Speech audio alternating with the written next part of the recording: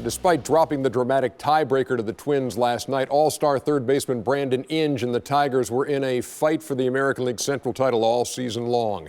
But Inge may know more than anyone what a real fight is like. Mark Fine has that story.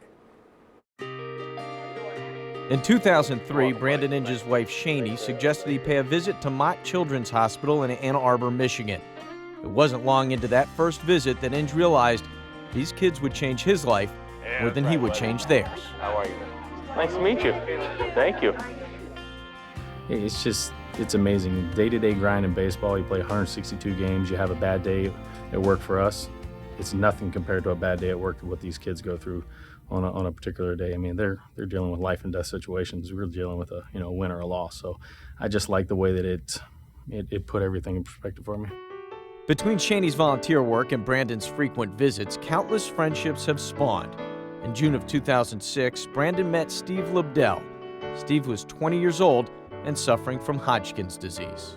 It's probably the greatest medicine I've seen them kids have up there, and I know Steve too. I mean, he was sick, and to see the smile on his face, and I mean, kids sit right up in bed where a lot of times that they won't even do that. We have these wristbands. At the time, they said, pray for Steve. Steve says, do you think he'd wear one of my wristbands? Well, Brandon came out, and I asked him, and he said he'd be honored. And he put it on at that time, and he wore it that night at the game. That was June of '06 that we met him. It was after Steve passed away in September of '06. And someone got back to Brandon that Steve had passed away, and he put the wristband on and wore it all through the World Series and everything. He wore it at every game they played and everything, and that was so cool. Hi! Not long ago, 8-year-old Tommy Shoemaker's life was in grave danger. In need of a heart transplant, it was only frequent hospital stays and medicine keeping Tommy alive. The rigors of nonstop treatments wore on Tommy. To keep his spirits up, Tommy's parents scheduled an appointment on a June day when Inge would be at Mott signing autographs. But Tommy wouldn't get to meet Brandon. That very day at 2:30 in the morning, Tommy's mother got the phone call they'd been waiting for. A new heart had arrived. It was just about the time they were coming to say everything's on schedule. We're gonna head down to the OR prep room. He was being wheeled down the hall and saw a poster in the hospital that was showing that Brandon Inge was coming, and it reminded him. He said, oh, Brandon Inge is gonna be here, I'm gonna miss him. And I said, that's okay, bud, you'll maybe see him another time. Tommy being who he is, he goes, well, can we push it back? Because I want to go get Brandon Inge's autograph. And I heard this story and I started laughing. I'm like, this kid is such a diehard fan of mine that he wants to push back a heart transplant he's been waiting a year for to get my autograph. I said, I tell you what, and this is his brother. His brother said, can you come back and see him? I said, I would be glad to. And when he came in, he brought, his hands were full with banners and pictures and things to sign. And he spent about 45 minutes with us. He snuck in and snuck out. He didn't, because he didn't have much time, but he wanted to make sure that he saw us. Tommy was the first kid I let sign my arm. I let him sign it, somewhere middle of my forearm. And he signed it huge. You get to the field and everybody goes, what is that? And I told him the story, it was Tommy Shoemaker. He had a heart transplant and doing well, and, I had to hit a home run for him. High fly ball, left field and hit well. Soriano back to the wall. Inge has done it again.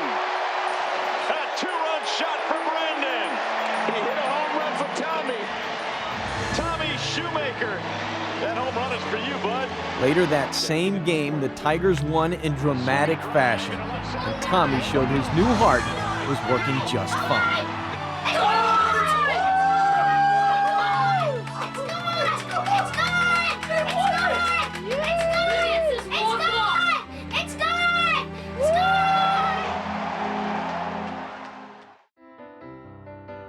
But Inge wasn't done performing magic for suffering friends.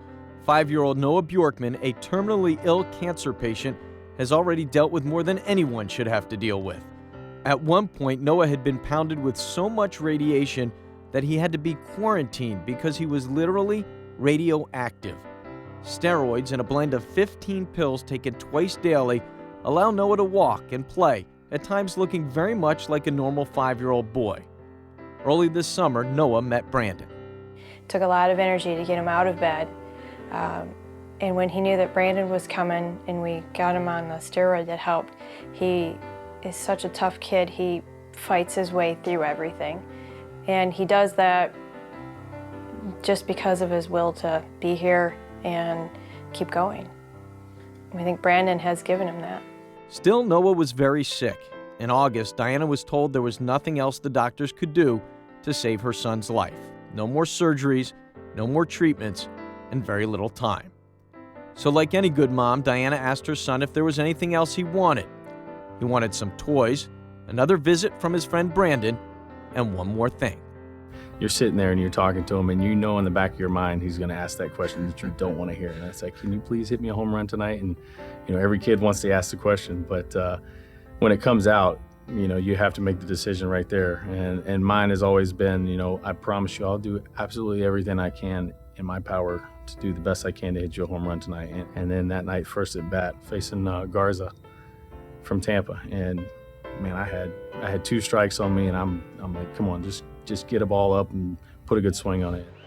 The 1-2 pitch is driven in the air, deep into left field, way back. This ball is gone. It's a home run. I have chills going through my spine. I look back in the dugout before I even get to first base, like, I cannot believe that just happened.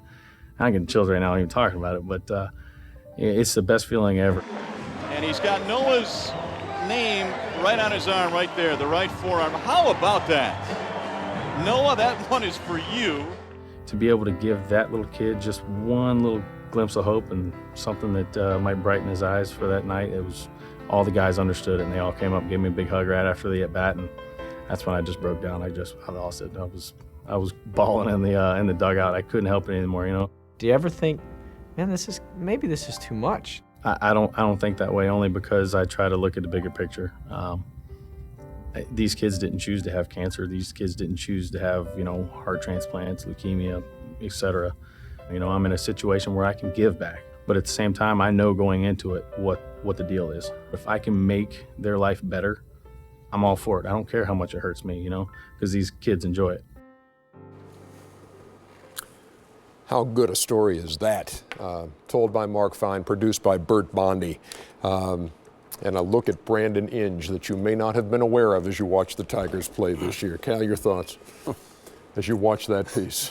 You came to me first? I know, it's I'm tough. sitting here trying to hold back the tears. I think we've all been in a situation like that in a hospital. And I was just sitting here trying to remember, has anybody ever asked me to do that? And I think they have, and then you start talking about it. And I can't tell you that I did, because I don't think it happened. But I tell you what, baseball means a lot to a lot of people, especially those kids that are in the hospital. And you can bring a whole lot of joy. And sometimes miracles happen as a result of that.